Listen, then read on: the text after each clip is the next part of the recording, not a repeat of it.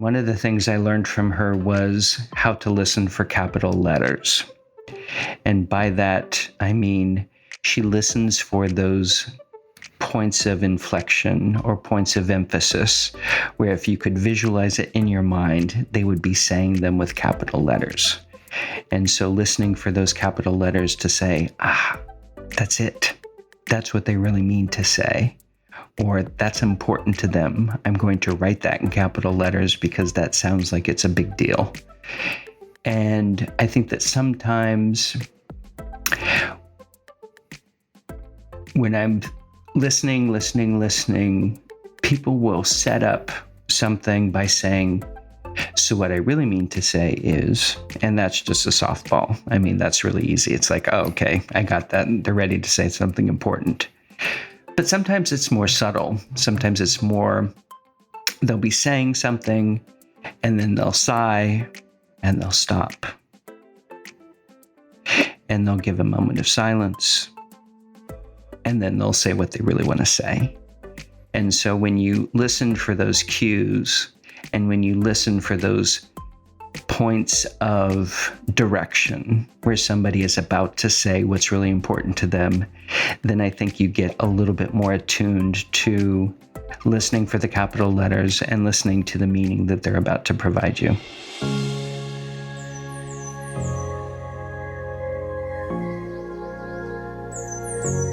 Deep listening, impact beyond words.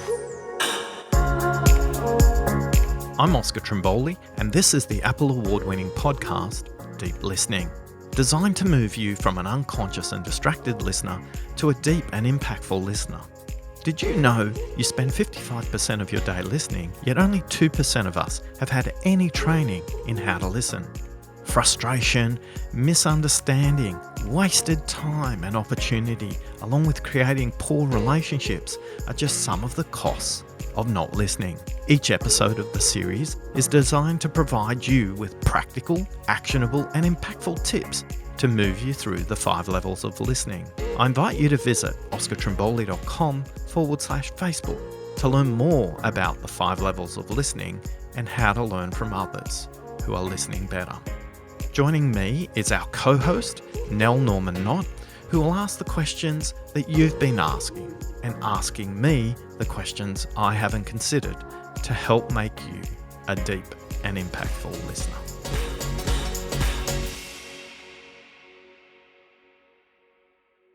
I'm often asked what deep listening is. And what I say to most people is you listen in black and white. You listen in 2 dimensions. Deep listening is Technicolor listening. It's listening in 5 colors. In today's episode of Deep Listening, Impact Beyond Words, we reach the summit. Level 5, deep listening, listening for meaning. We explore the 5th level. This is listening for the meaning. In our previous episodes, we've deconstructed and explored all 5 levels of listening. Level 1, listening to yourself. Level 2, listening to the content. Level 3, listening for the context. Level 4, listening for the unsaid. And level 5, listening for the meaning. When I think about what distinguishes recreational listeners from deep listeners, these are the 2 words that separate them. They're 2 simple words now. The 2 words are to and for. Recreational listeners are listening to words, sentences, stories, and to make sense of what the speaker's saying for them.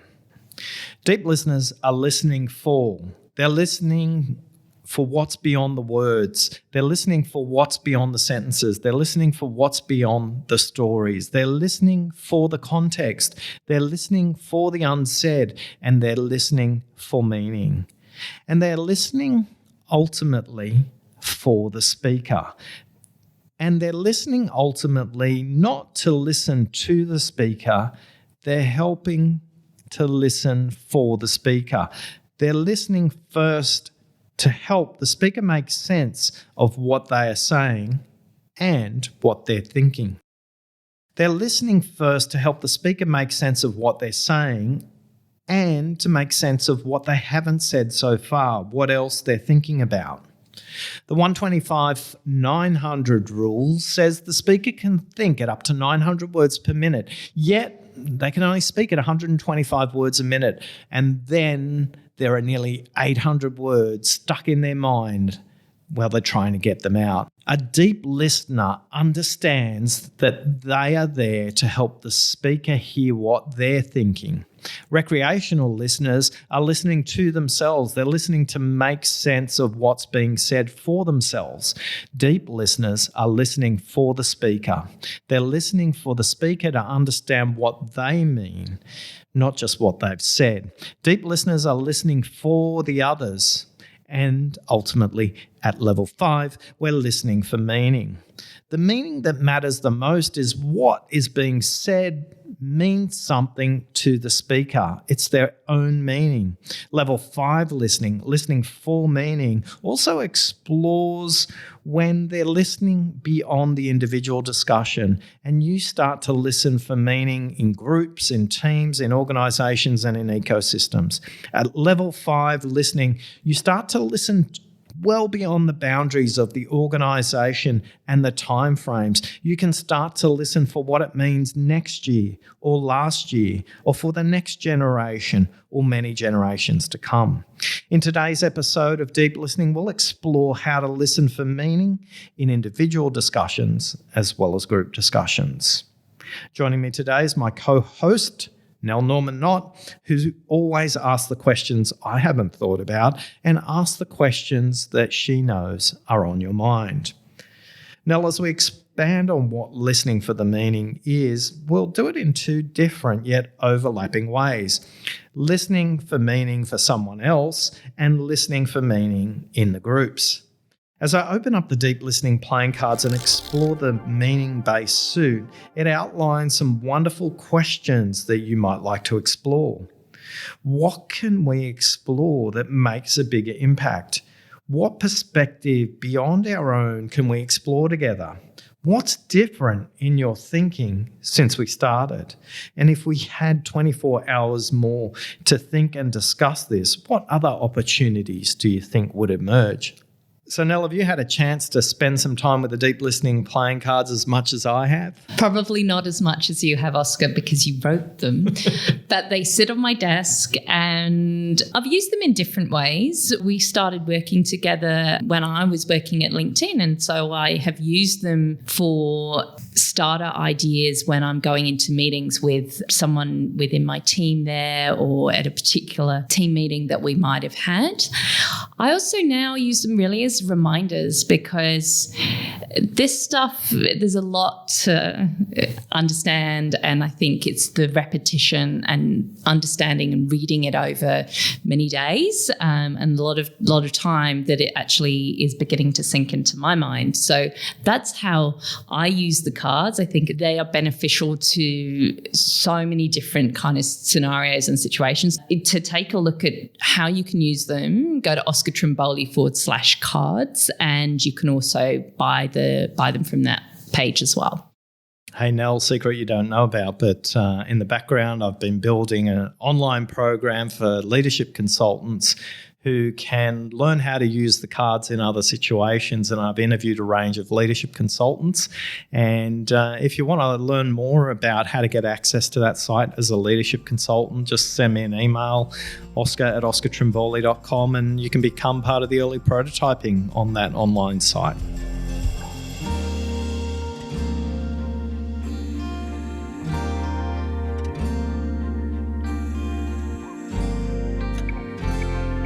So thinking about listening at the level of meaning helps us to make sense of the discussion and informs a wide range of both perspectives and possibilities. Now, let's remember that for most of us, we need to progress through each level of listening to become proficient rather than to master the level below.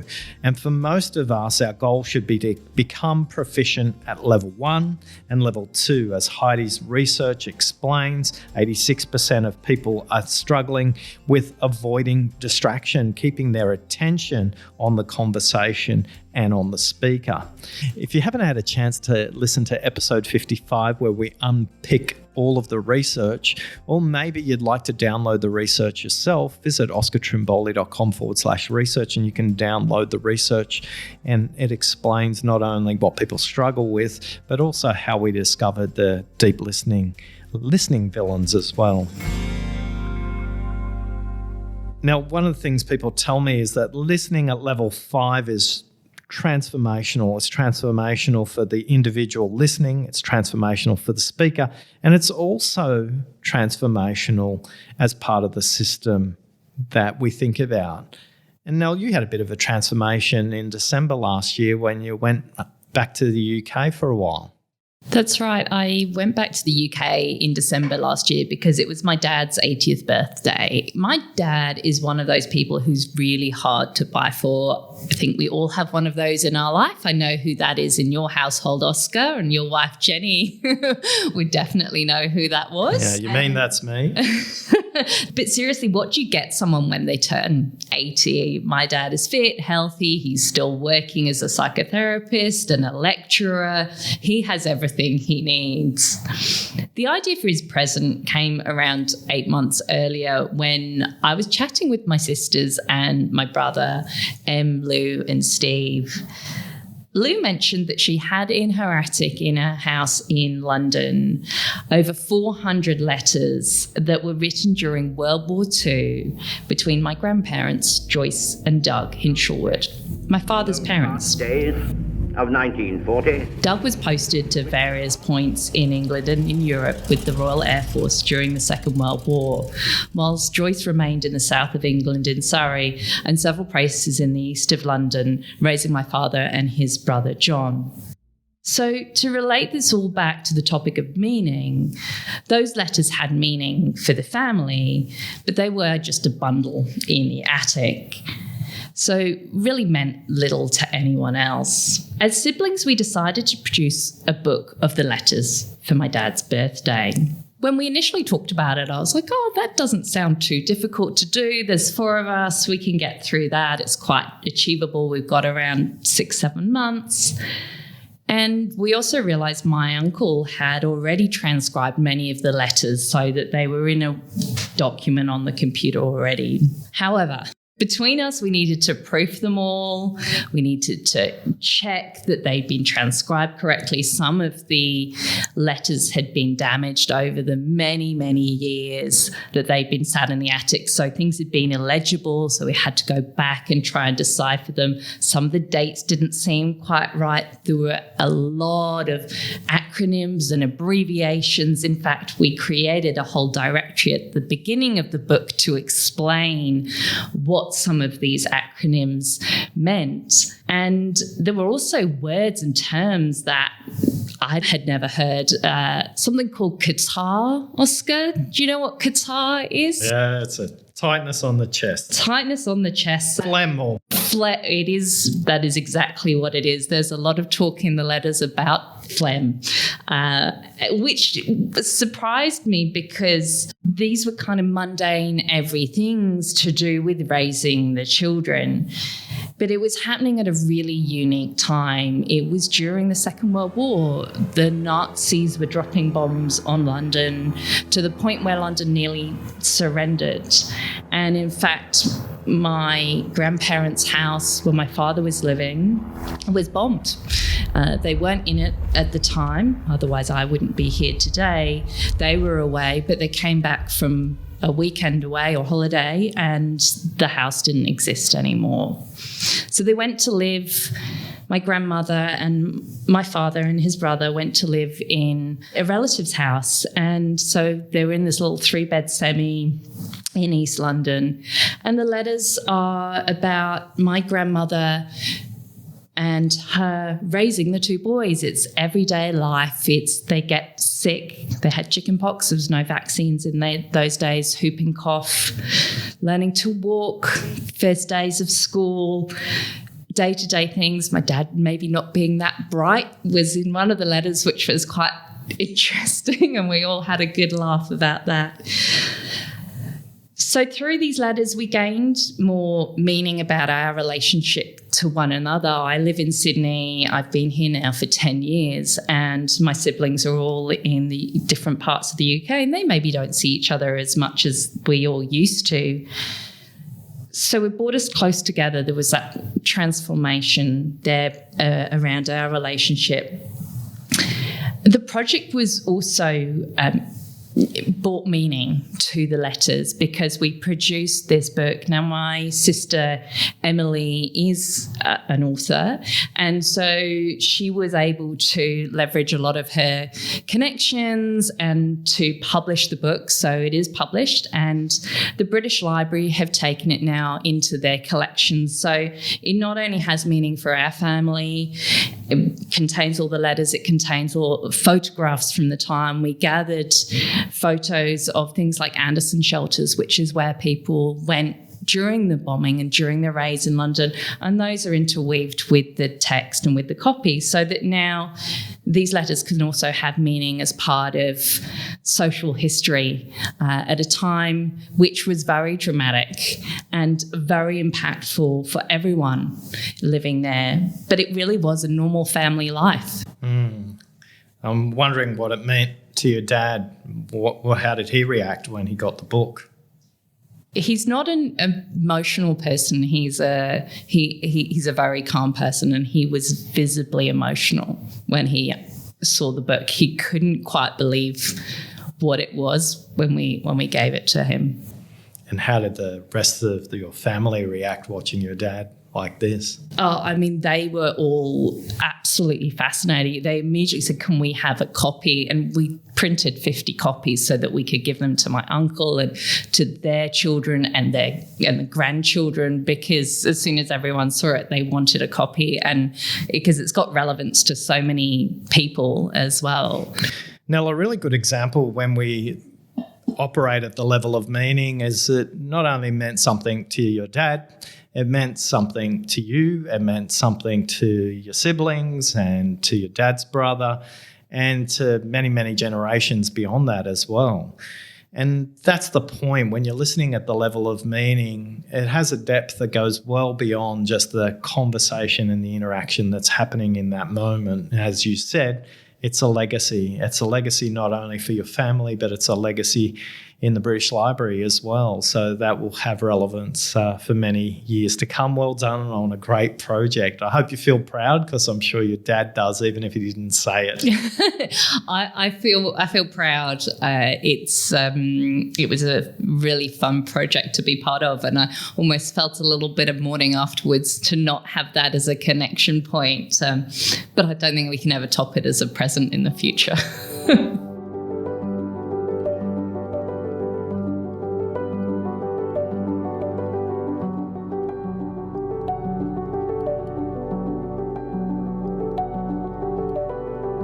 Nell, 80th birthday parties remind me why it's so important to celebrate life. And this reminder came to me in episode 12, where I interviewed Bronwyn Brooks, who's a funeral director who catches people sometimes before they've left this planet and sometimes discussing their relatives there. Let's listen to a wonderful story about how meaning can show up differently when you're not listening carefully. I often use the analogy back to the funeral director world is that, so many people come in to me and would say, I just want to put mum in a cardboard box.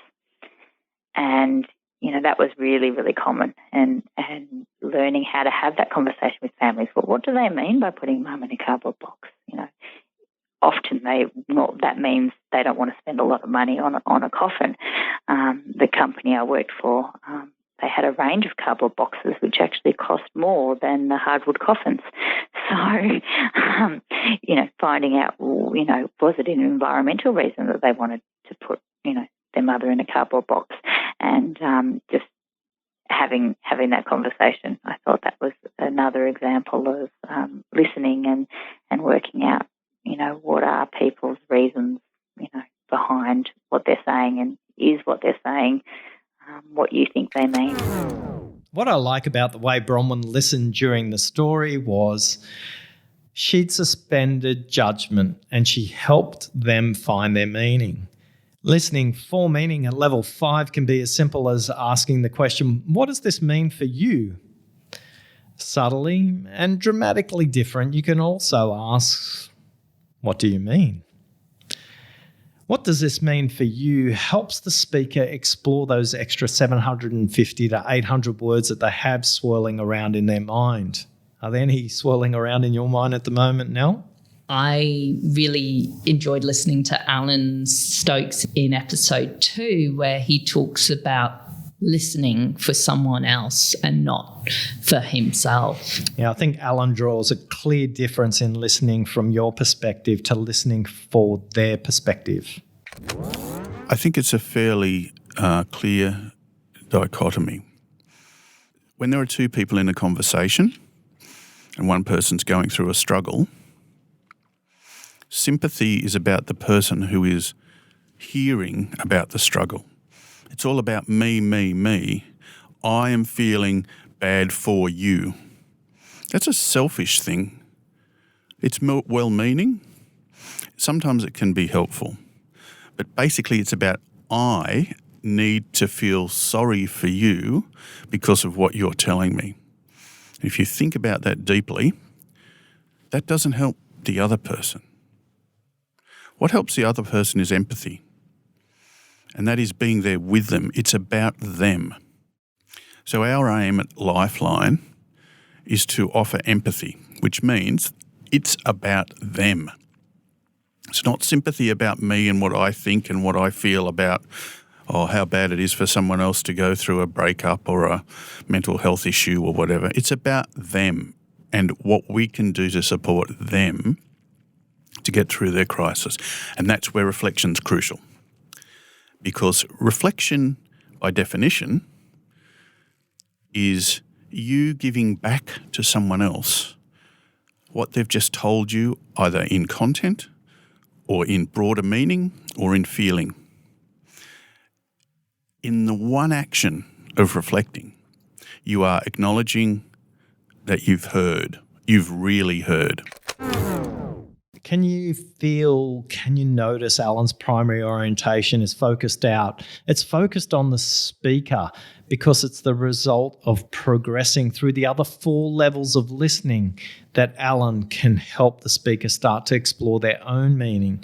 Alan has a ritual before he gets onto that telephone to prepare himself at level 1 to listen to himself, and then goes through a very deliberate process of checking in to make sure that the minute he picks up that call, he'll be listening for what they mean.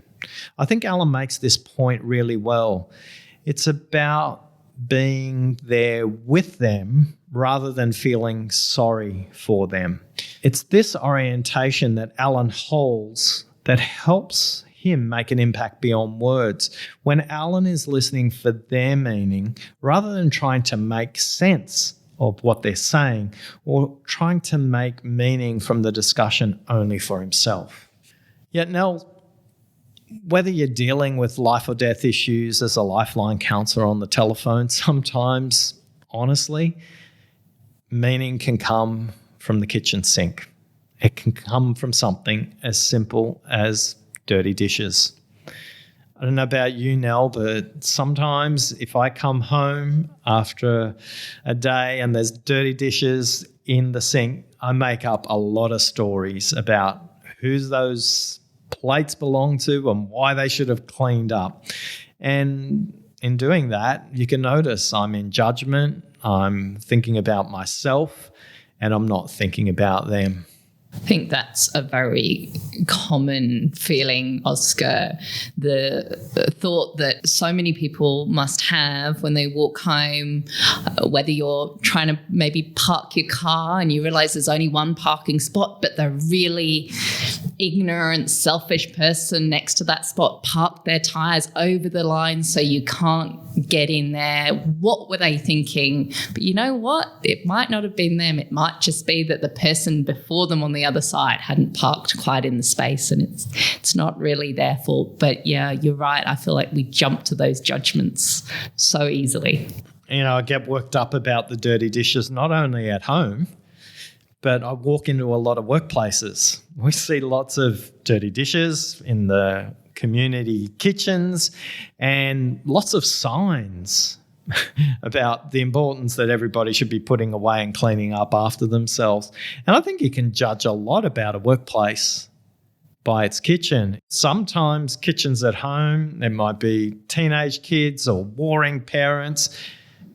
Sometimes we make dirty dishes mean so much more than they really do. In episode 7, Ken Cloak recounts a powerful story about the meaning a couple made from dirty dishes during this conversation. The couple comes to see me and we spend a couple of hours together and it's very useful. And they walk away and they feel good about the conversation we just had. So they come back a week later and I say to them, how has it been this last week? And he says, great. And she says, awful. Well, awful trumps great. So you can't say what was great about it. You have to go instead and say, okay, what was awful? And she says, well, just this morning, as we're leaving the house, he left his dirty dish in the sink. And he rolls his eyes and has a huge sigh and says, I can't believe you're bringing that up. And she said, well, that's just like you, to pay no attention to what I want and to the things that I object to. And now they're off and running. So the argument goes on and on. So here's the basic situation. They're getting into this huge argument, and the emotions are getting very hot. And the thing that they're arguing about is a dirty dish in the sink. And those two things don't match. So if they don't match, in other words, if you can't make an equal sign between them, it means there's something else other than just the dirty dish in the sink. And the other thing that there is the meaning of the dirty dish in the sink. So I say to her, after they've argued a little bit, what did it mean to you that he left his dirty dish in the sink? And she said, it means he doesn't respect me.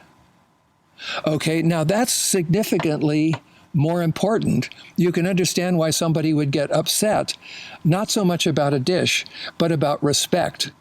But this even doesn't go quite deep enough, because I can tell from their argument that this has touched a deep place inside of her. She's really upset about this, and he doesn't get it. And so I say to her, what does it mean to you that he doesn't respect you? And she says, it means he doesn't love me. Okay, now we've got it. The dirty dish in the sink doesn't just mean the dirty dish. It means he doesn't respect her. And because he doesn't respect her, it means he must not love her. And now his mouth drops open because he can't believe that we've gone from this dirty dish to the fact that he doesn't love her. And so he's kind of stunned. And so I turn to him and I say, is that right? Nell, I love the simplicity, the elegance, and the surgical precision of Ken's question when he said, what did it mean to you? And then he carefully and skillfully just went a little bit deeper. I'm curious how much Weemers bring this kind of association between unrelated actions and feelings in the workplace as well as at home, and how tensions such as those experienced between the couple could also play out in that corporate environment. Although not exactly the same, I could see how someone feeling disrespected because of something that someone else did at work, taking that tension into the next meeting that they went into. Now, listening for meaning in a group setting is potent and powerful. Helping a room come to a collective meaning is extraordinary. Sarah Mainley, who talks about this in episode 3, is a graphical facilitator, and she does a brilliant job of helping the room to come to collective meaning. When you're really in the zone as a graphic facilitator, one thing that you can do is make connections within the conversation that are not obvious to the speakers. And this is possible because of your experience, also your level of listening, and also the fact that you are an outsider to the conversation. And so I feel like the times when we've used scribing to its greatest success is when is not even obvious until we're finished with the conversation and everybody steps back from the board and looks at it and says, oh man, that's what we said. That's how it is. That's what we said. And so being able to present a model of this organizational issue that they can then use to communicate to other people. I mean, I really feel like we've done a good day's work when we're able to do that, when the client's able to look at the drawing that we've produced and understand their issue a lot better because it's been filtered and connected and interpreted by another listener. Sarah and all the graphical facilitators do a great job of helping a team, a group, or in Sarah's case, even ballrooms and convention centers full of people to make sense of what's being discussed. Another technique to help bring out the new and the possible, the more effective and different meanings as work-based practices is known as the Philosophers Walk, where groups of 2 or 3 people walk around a meeting room and look at the graphical artifacts that they've created on a wall, or they could be printouts that have been stuck to the wall as well. Walking around, the group discusses with each other what it meant for them individually, and then posing the question, what do we think it means for the group, the team, or the organisation? In reflecting back to others what it means, the result is another layer of meaning is constructed for the room as the room debriefs itself, understanding what it means for them.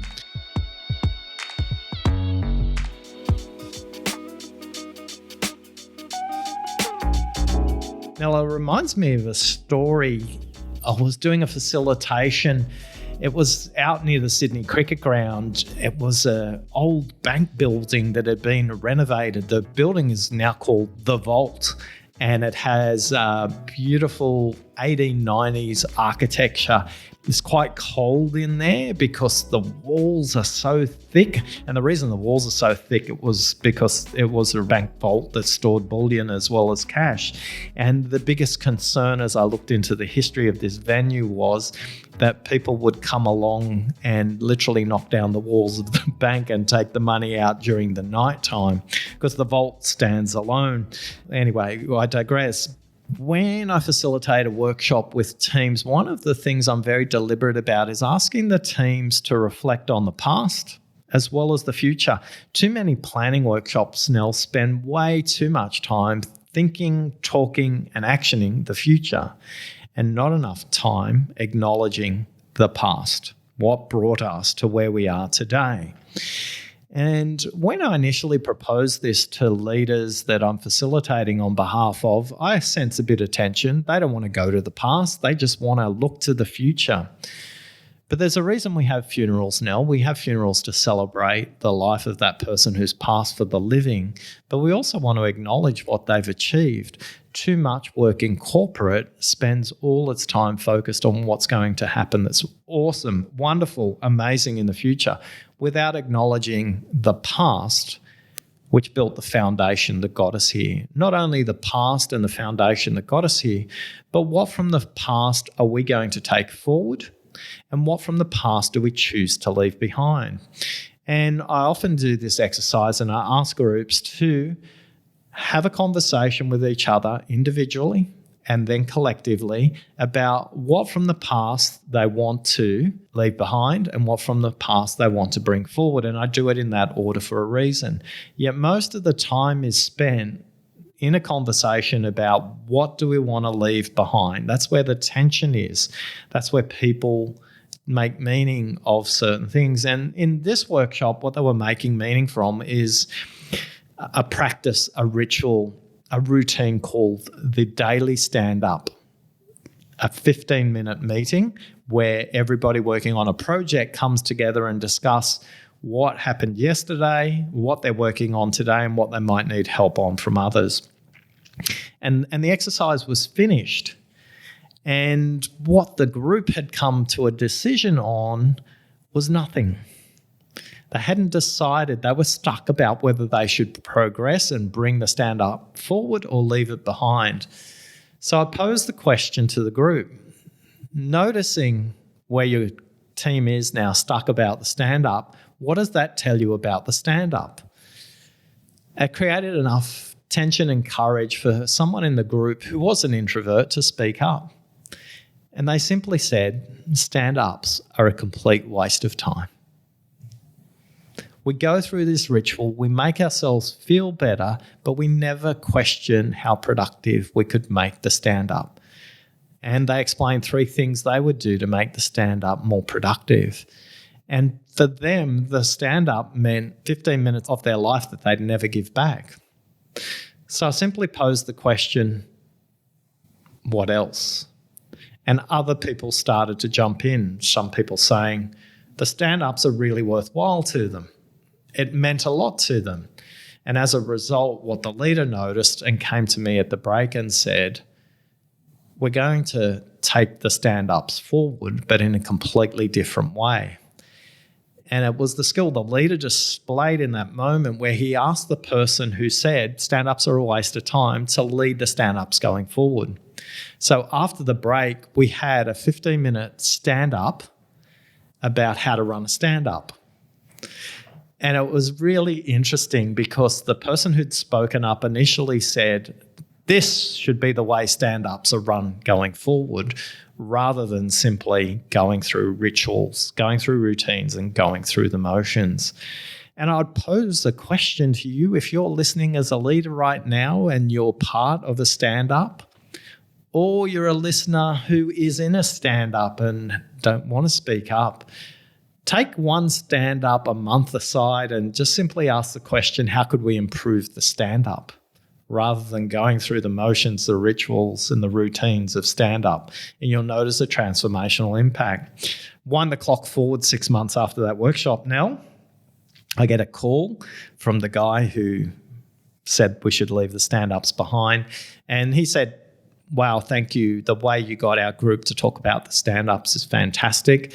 Where they were in the software industry, we're sorting out bugs faster, we're integrating client feedback faster, but more importantly, we're having honest conversations about what everything means to us, whereas in the past, we just went through the rituals and the motions.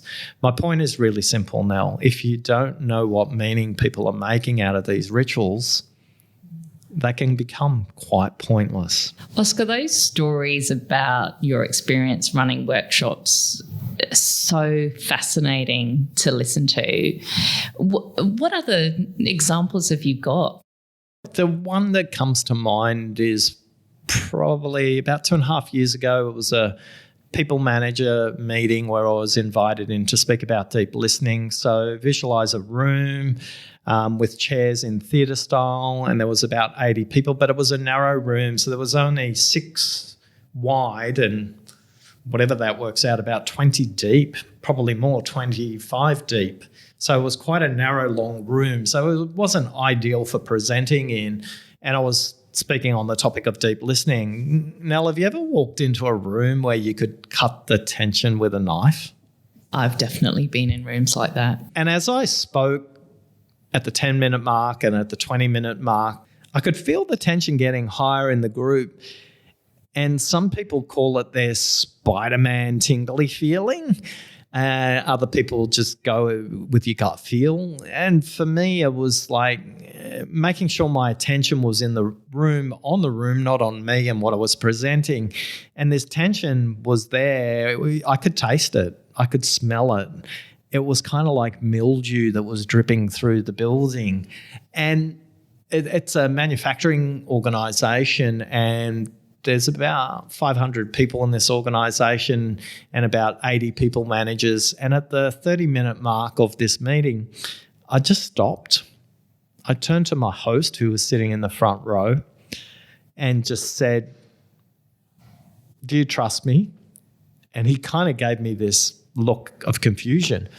I said, look, I'm going to ask the room a question that's got nothing to do with the topic, because I sense the room's in a different place. And he goes, do I have a choice? I said, yeah, you have a choice. I can continue on. He says, well, ask the question anyway. He didn't say it in a dismissive way, but he was frustrated for sure. But we'd built up enough rapport that he trusted me. So I said to the room, turn to the person next to you.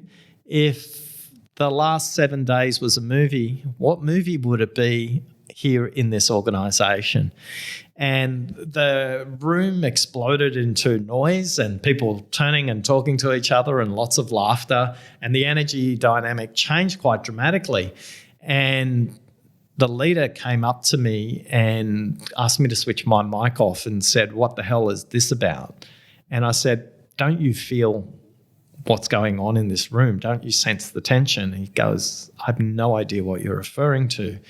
And I said, "Okay, so I'm going to bring the group back and they're going to tell us what movie they're at. I just need you to be patient. I need you to listen. I need you to kind of just think about the patterns in what people were saying." So it was hard to bring the room back because they were off. They were telling each other what movies and all of that. And it wasn't the movies they liked. As what they said was the movies that came back was Die Hard with a Vengeance, The Titanic, The Towering Inferno, name a disaster movie, Nell, and they were telling me about it. And every time the movie title was mentioned, the audience would break into laughter. There was one person who wasn't laughing. That was the leader in the room. And I paused and I used the silence, and the leader did something extraordinary at that point. He asked me for my mic. He took the mic off me. He asked me to take a seat. And it was in that moment that I went, "Oh, well, not getting paid for this." You don't do this for money, Oscar. You do it for love. And he stood up in front of the group and said, "I'm sorry. I don't ever want to work in any organisation where people feel like coming to work is a disaster. I need your help. I need your help to solve this. What I've done obviously hasn't worked. Can we do this together?"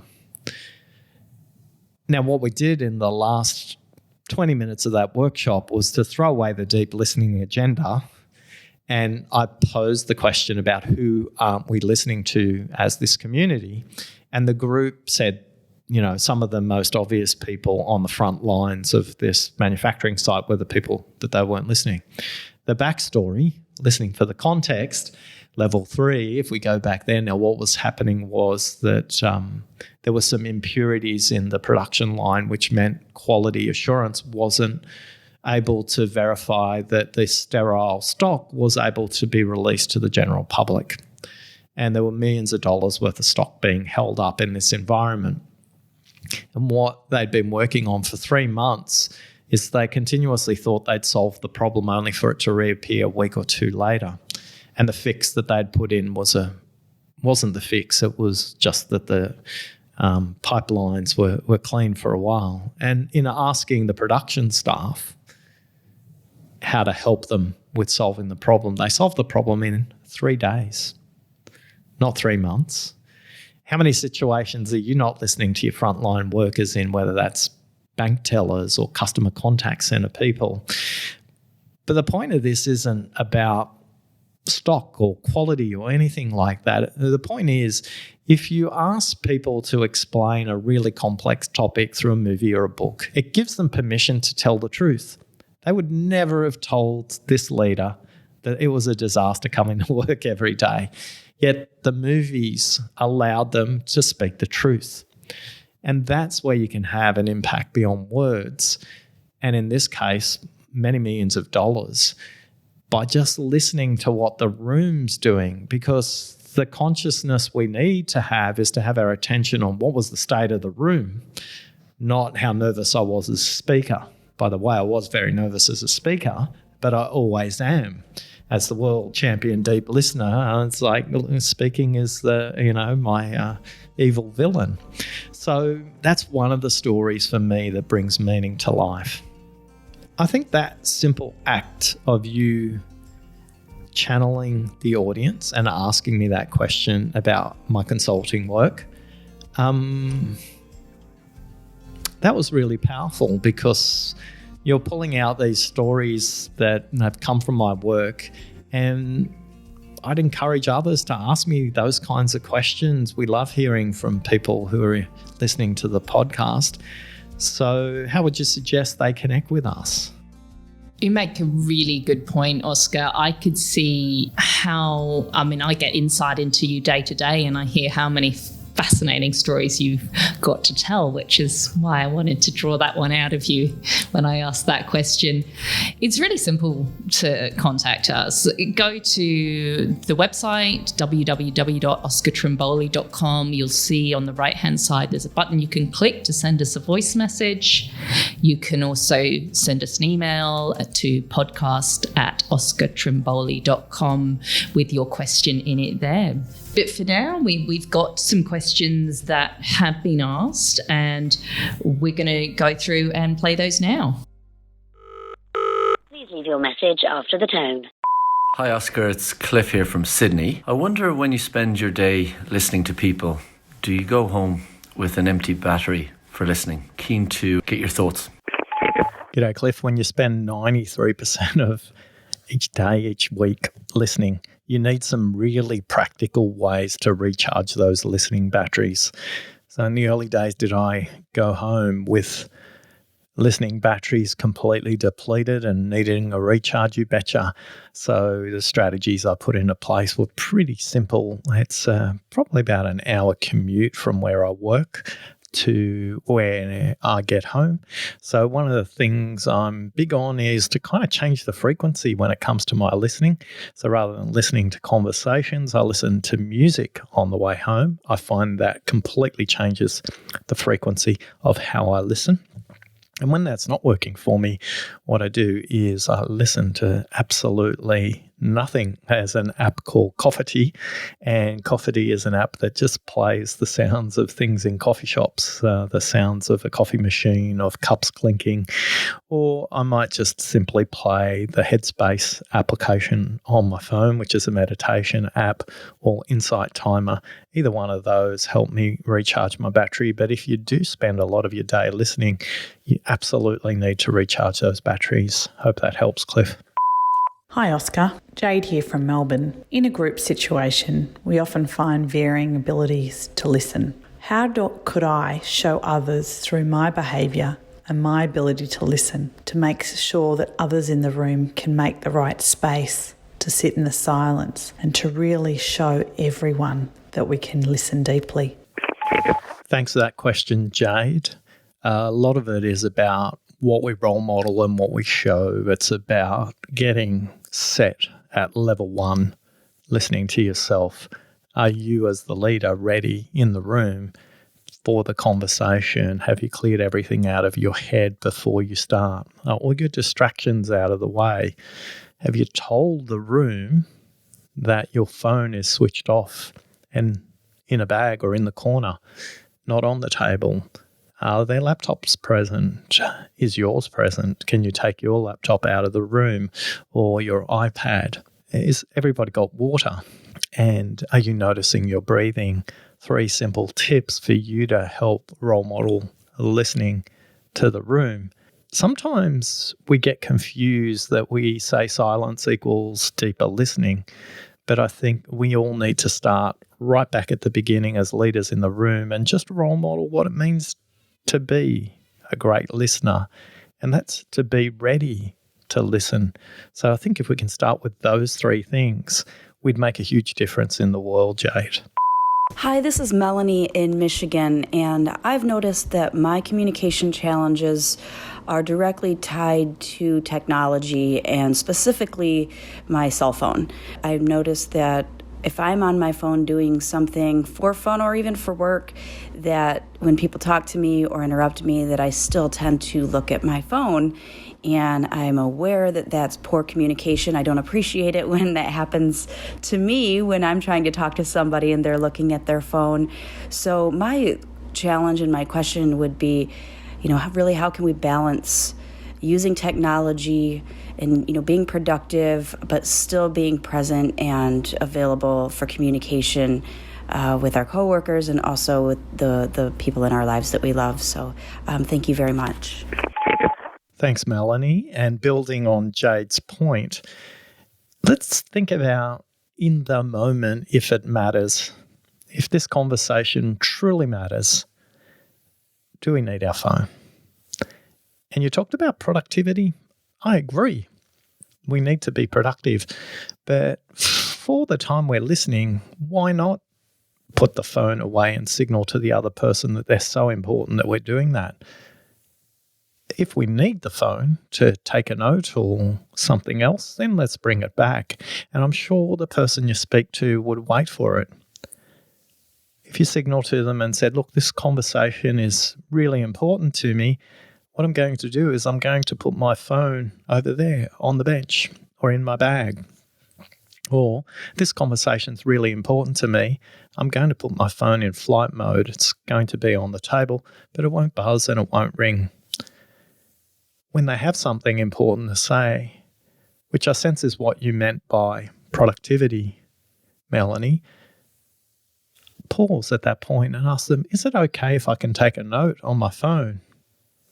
Make the note on your phone or on the app. But once you do, switch it back into flight mode, if you need to take it out of flight mode, that is, and then put it back again. You'll start to realize that you'll hear things differently, but more important, you'll listen in a completely different way, and it'll transform your relationship with them.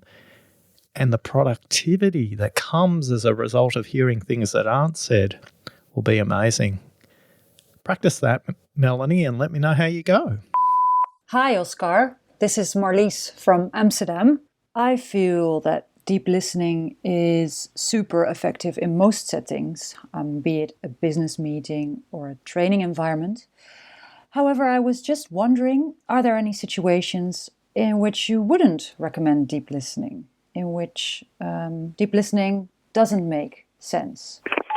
Marlies, this is a great question, and one I actually get quite frequently. When is deep listening unproductive? When is deep listening ineffective? When does deep listening get in the way of progress?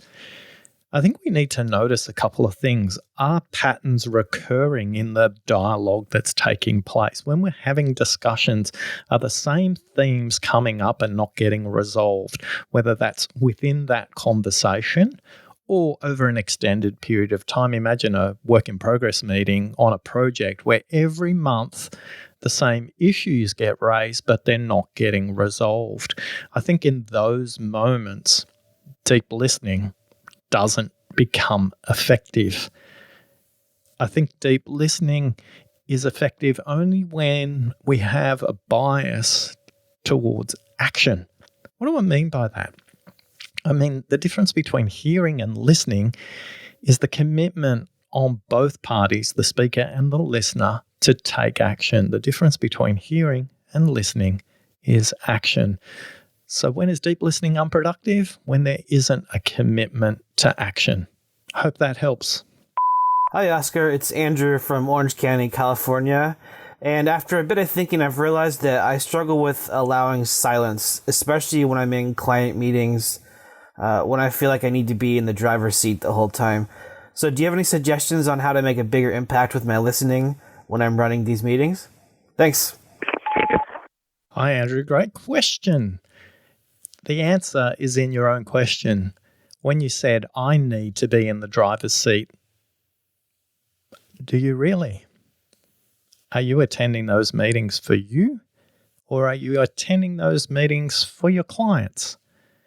My sense is if you spent a little bit more time asking the client about the agenda, the meeting would be easier, would be smoother, would be more conversational, would make more progress, and your impact would be more significant. So take a mindset into your next meeting to go, how can I ask a question to understand a bit more about their situation? And how can I put them in the driver's seat? Sometimes it's fun being a passenger. You see the world from a completely different perspective whilst helping them navigate their way into their future. Let me know how that goes, Andrew.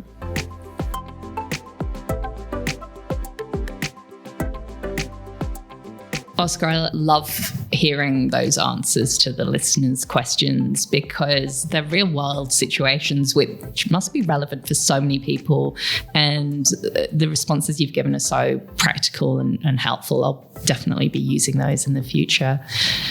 I'm curious because I feel like we get so many questions. Well, we need a format to be able to add these to the podcast in the future. How about we have a regular segment in each podcast where we talk about the listeners' questions and you address them based on your experience? Yeah, I think, let's pop it in at the end maybe, or maybe at the beginning. Why don't we let the listeners decide where the questions should go in? Let us know. podcast@oscartrimboli.com. Send us your questions. Send us whether you think we should do a standalone Q&A session for the podcast or integrate it into the episode. It reminded me of a question I got only a couple of weeks ago now when I was doing some research for the Listening Managers Masterclass online series that I'm developing. When you're the listening guy, you have to prototype and listen to your audience. And one of the questions that I pose at the end of the 30 minutes of this review of the curriculum I'm putting together for the online course, by the way, if you want to become part of the prototyping for the Listening Managers Masterclass, just again send me an email with the heading Listening Masterclass in the subject line. That's all you need to do at podcast@oscartrimboli.com with the heading Listening Managers Masterclass. I always ask this question at the end of the 30-minute review, so this happens at about the 20-minute mark. I said, what questions should I have asked that I haven't? And the person who was doing the review with me said, that's a good question. I'm just going to use silence, Oscar, so just bear with me for a moment. I think he was on his best behavior, and he was a internal program management expert in a government department, originally from India, and he was very thoughtful, and he said, why don't you do a live Q&A session? I'd attend a live Q&A session, Oscar. And I was freaked out, to be honest, Nell, because me being live and me having the spotlight on me, not something I enjoy. But if you're on a quest to create 100 million listeners, deep listeners in the world, you better get the hell over yourself and answer the questions. So he challenged me. He said, why don't you do a live Q&A? Maybe one morning on the second week of the month and one evening on the third week of the month, and have people either send questions in advance or just ask questions along the way. So I posed the question into the Deep Listening Facebook group and was again encouraged by the group to do that. So if you'd like to participate in the live Q&A, go and check out oscartrimboli.com/Facebook, and you can check out the Deep Listening group, and you can learn not only from me and from Nell, but you can learn from others who are on a quest to create deeper listeners in the world.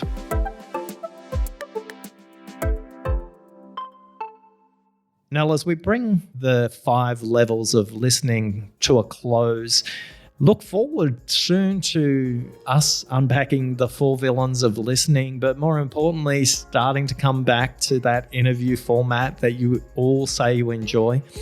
Whether we're going to listen to world champion snipers who talk about focus, where we're going to talk about experts in lie detection and how to look at nonverbal signals, when we're going to listen to world memory champions, there's lots to look forward to in the episodes coming up in the Deep Listening podcast series. But before we do, let's close out and let's talk about listening for meaning and summarize what's important as we listen for meaning. Level 5, the highest level of listening. Thanks for coming on this journey to the summit of the listening Mount Everest to level 5 and listening for meaning. When we think about listening at level 5, the huge difference is moving from listening to them to listening for them, helping them listen for their meaning. Through the use of analogies, metaphors, or movies, or books, or any other ways to get people thinking about their meaning a little bit differently. When you master listening for meaning, you will have an impact beyond words. Thanks for listening.